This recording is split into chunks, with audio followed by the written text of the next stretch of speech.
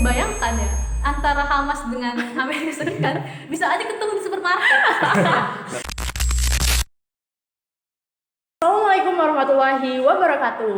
Halo semuanya, welcome back to our YouTube channel. Bersama aku Adarum Anjani di segmen Deep Law Talk. Nah, di sini aku punya dua orang narasumber yang kece abis ya, bisa dibilang. Itu mereka dari mahasiswa Universitas Lampung, jurusan Hubungan Internasional. Langsung aja kita sambut, ada Guru Karisma Putra dan juga Luciana. Kalian kan sebagai mahasiswa hubungan internasional ya, apa sih kesibukan akhir-akhir ini? Kesibukan akhir-akhir ini sebagai mahasiswa HI tentu mengikuti ini ya, tren-tren berita yang sangat-sangat gong banget. Amerika Serikat, Iran dan juga Israel. Tentunya sebagai mahasiswa HI kita harus bisa mengambil sikap ya, punya perspektif untuk bisa menjelaskan fenomena-fenomena yang terjadi sekarang. Memang sebagai anak HI itu harus update gitu sih buat politik global yang Indonesia gabung BOP, terus juga Iran diserang sama ini dan segala macamnya, itu kan kayak sangat hal yang wajar untuk anak HI tahu gitu loh. Kalau nggak update mah bukan anak HI. Anak HI lo ya gitu. Izin. Jadi Lucy dan Guruh nih, di episode kali ini tuh aku tuh penasaran sama topik Qatar mediation diplomacy gitu. Karena kita tahu kan Qatar ini negaranya bisa dibilang kecil gitu ya. Tapi mereka tuh ngambil sebuah kebijakan tentang Qatar mediation diplomacy untuk sebagai kayak kebijakan mereka untuk mendamaikan mendamaikan beberapa negara di kawasan Timur Tengah khususnya ya. Iya, betul. Jadi sebelum kita mulai guys, langsung aja mic on dan jadi masih begin. Oke, Lucy dan Guruh, majority yang nonton podcast ini tuh sebetulnya mahasiswa dan pelajar gitu. Jadi sebelum kita bahas lebih deep nih tentang Qatar mediation diplomasi, aku mau nanya dulu, mediation diplomasi itu sebetulnya apa sih menurut kalian gitu? Mungkin dari Lucy dulu bisa. Mediation diplomasi itu adalah suatu hal yang dilakukan biasanya oleh suatu negara. Dia berperan sebagai mediator untuk bisa menjadi perantara antara negara-negara yang berkonflik. Jadi dia menjadi mediator, biasanya juga menyediakan tempat dan waktunya. Nanti itu sebagai jalur komunikasi untuk negara-negara yang berkonflik hingga mereka bisa mencapai suatu kesepakatan yang intinya adalah memberikan perdamaian untuk kedua belah pihak gitu. Wah. Kalau Guruh? Jadi kan tadi Lucy ngejelasin mediasi secara dari artian yang luas. Nah, kita balik lagi ke judul nih, dimana judul kita tuh Qatar Mediation Diplomacy. Jadi apa sih Qatar Mediation Diplomacy itu? Jadi dasarnya, gampangnya adalah gimana Qatar itu membuat kebijakan luar negeri, foreign policy, untuk gimana menyesuaikan diri dia, wilayah negara dia di tengah negara-negara besar kayak Iran, Arab Saudi, yang dimana intensitas konfliknya tuh suka kadang naik gitu turun ya. Kan kita nggak bisa tebak geopolitik kan, Benar. kemudian ntar geopolitik berubah gitu kan. Iya. Nah, jadi gimana Qatar tuh menyesuaikan wilayah dia sehingga dia membuatlah foreign policy dia berupa sebagai negara yang netral, negara mediasi, untuk gimana dia tuh menjadi peran penting dari setiap konflik-konflik regional maupun internasional.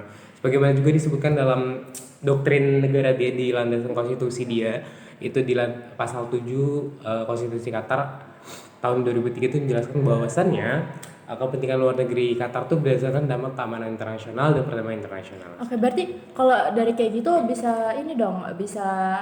berarti aku kasih kesimpulan gitu ya dari penjelasan kalian. Itu berarti strategi dari Qatar gitu ya untuk eksis di politik global kayak gitu. Betul. Itu salah satu strategi Qatar untuk bisa meningkatkan reputasi mereka di dunia internasional dan juga tentunya mengamankan keamanan nasional mereka gitu. Jadi dengan itu mereka branding diri mereka untuk bisa menjadi suatu mediator yang netral. Oke. Berarti Qatar ini orang baik ya? Nggak tahu ya, bisa dibilang iya, bisa dibilang enggak gitu. Karena aku menambahin mungkin dari Lucy juga itu, dia tuh kayak ngerubah gimana kondisi dia seharusnya jadi negara yang rentan, bisa diserang negara mana, karena kan dia di antara laut Iran dan betul. Arab gitu kan. Jadi itu kayak berusaha merubah gimana nasib dia yang awalnya dia bisa saja menjadi korban, negara yang bisa diserang oleh Amerika, Dia Israel stand atau up untuk jadi seorang mediator dan tuh itu hebat banget sih. bener-bener, dan di akhirnya itu mengubah keretahan tersebut jadi gimana itu bisa menguntungkan dan mengamankan wilayah negara dia gitu. Ini Itu menarik. strategi sih. Oke, ini menarik banget ya. Guru juga sempat mention gitu kalau misalkan kawasan Timur Tengah itu rawan konflik gitu kan. Nah, kalau menurut kalian Ani ya, apakah posisi geografis sama konfliknya si Qatar di Middle East gitu ya, itu tuh bisa justru mempermudah mereka untuk melakukan kebijakan ini atau malah mempersulit gitu justru? Oh iya, kalau misalkan melihat Qatar ya sebagai suatu negara di Teluk Arab gitu, tentu kalau misalkan kelebihannya kita bisa melihat Qatar itu sangat-sangat capable untuk bisa jadi mediator yang pertama, karena dia negara di situ, di kawasan tersebut, satu regional, dia sudah tidak kesulitan lagi untuk bisa memahami konteks konflik yang terjadi gitu. Jadi sudah tidak ada batasan budaya ataupun bahasa, jadi mereka sudah bisa lebih relate dan juga tentunya bisa lebih baik dalam proses mediasi ya. Kemudian juga kalau untuk kekurangannya itu juga sebenarnya cukup kompleks ya, dimana Qatar itu kan salah satu bagian dari Teluk Arab. Nah di situ meskipun dia di sana menjadi negara yang cukup relate lah dengan konflik-konflik tersebut, dia juga berada di tengah-tengah rivalitas. Benar. Iya betul banget, itu kejadian pas konflik blokade. Qatar menerima blokade dari negara-negara Arab, itu dari Saudi Arabia, Uni Emirat Arab, Bahrain dan juga Mesir. Itu saat dia melakukan pemulihan hubungan diplomatik dengan Iran saat itu. Nah itu dilakukan oleh Qatar sebenarnya atas dasar dia mediasi Iran dan Amerika Serikat yang saat itu berkonflik gitu. Nah, untuk bisa memediasi, dia harus bisa menerima dulu nih si aktor atau entitas politiknya gitu. Di saat itu Iran. Nah karena Iran ini merupakan rival dari negara-negara Arab ya, jadi terutama juga persaingan mereka di minyak dan juga gas cair. Qatar mendapatkan blokade dan juga penutupan hubungan diplomatik perbatasan daerah dan juga darat dan juga udara saat itu di tahun 2017, sehingga baru dipulihkan kembali di tahun 2021. Itu merupakan kerugian ya, kekurangan juga Qatar sebagai negara memediasi dan juga negara yang ada di regional tersebut. Oke, aku penasaran deh, sebetulnya Qatar ini mulai ngejalin kebijakan ini dari tahun berapa sih? Kalau kebijakan yang kita bahas ini, kebijakan mediasi Qatar ini, itu sebenarnya sudah dirancang dari tahun 1990. Wah. 1990-an. Berarti udah lama banget ya? Udah lama banget, mereka emang tahu kan, mereka adalah negara kecil ya. Maksudnya mereka emang bergantung dengan gas alam cair gitu. Di antara negara-negara raksasa di negara teluk, mereka harus punya sesuatu yang bisa membuat mereka bisa ada namanya gitu di dunia internasional gitu. Makanya itu sih mereka melakukan branding itu. Dan bahkan di tahun 1996 mereka juga buat satu media internasional yang pastinya anak HI tahu semua ya, Al Jazeera meskipun anak HI nggak tahu nggak parah banget itu parah banget itu ya. Al Jazeera gede banget itu, bahkan hampir setara ya sama BBC dan CNN ya. Meskipun itu juga nggak mudah ya, maksudnya dengan brandingnya Al Jazeera yang dengan kemanusiaannya segala macam itu sempat dapat banyak kritikan tuh dari negara Arab, bahkan Arab Saudi dan negara-negara lain itu sering mengkritik gimana narasinya Al Jazeera gitu. Al Jazeera tuh sering banget mengkritik pemerintahan negara-negara Arab tersebut gitu. Jadi tapi Qatar di satu sisi merasa bahwa ya itu kita netral gitu, tapi kan namanya sebuah media itu bisa diinterpretasikan beda-beda gitu sebenarnya. Nah, abis penjelasan lu sini kan aku jadi tahu ya kalau misalkan 1990 itu udah lama banget gitu kan. Iya, betul. Jadi kita udah belum pasti lahir. masih belum direncanakan. Kayaknya. Jadi pasti udah banyak dong dampak positif ataupun negatifnya untuk baik di politik domestik ya Qatar sendiri maupun di internasional. Nah kalau menurut guru sendiri itu dampak yang paling terasa untuk Qatar di domestiknya itu ya, dampak dari kebijakan yang mereka jalankan itu apa guru?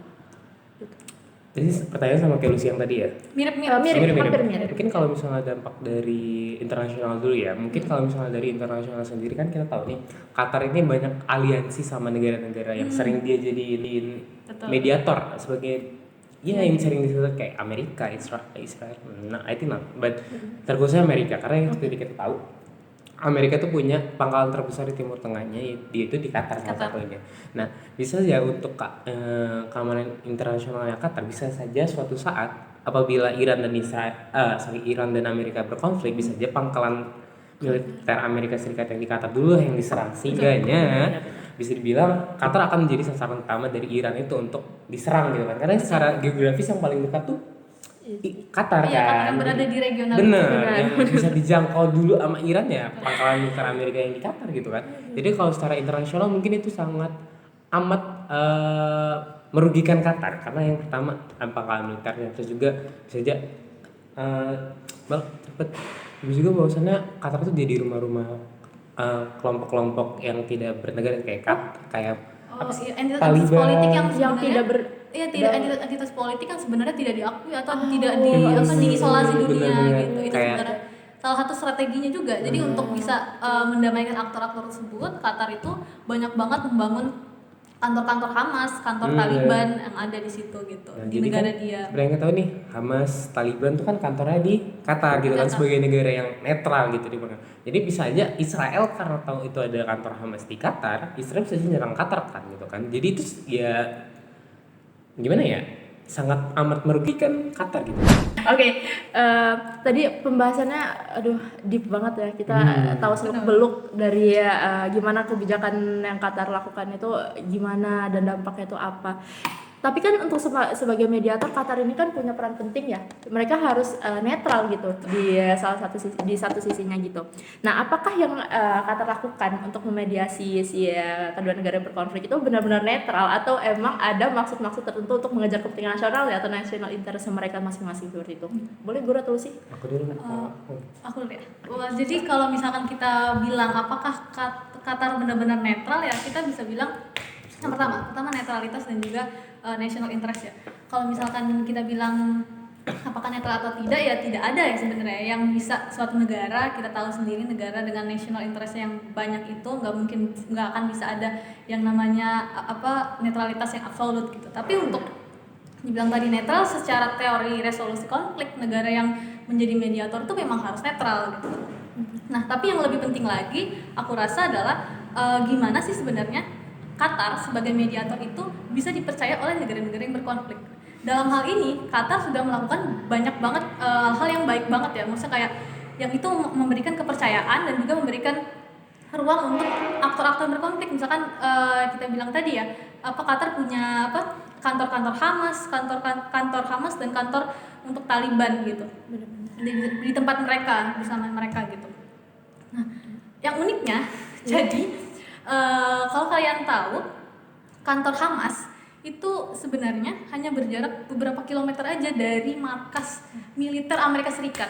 Dan itu kita tahu ya, dengan rivalitas mereka yang luar biasa itu, mereka hanya berjarak beberapa kilometer saja. Dan misalnya Qatar dengan strateginya itu, kalau kita bisa bayangkan ya, antara Hamas dengan Amerika Serikat bisa aja ketemu di supermarket. Bisa aja ketemu di supermarket gitu. Jadi kayak ya udah gitu. Padahal di sisi lain mereka luar biasa ini militernya saring agresi gitu. Tapi sementara itu di Qatar semuanya hanya berjarak sedikit kali gitu ya. Lagi di supermarket lagi. Mbak beli apa? Beli ini beras gitu. Hamas ya? Hamas ya? Iya nih Bukan izin Taliban. gitu. Bercanda guys.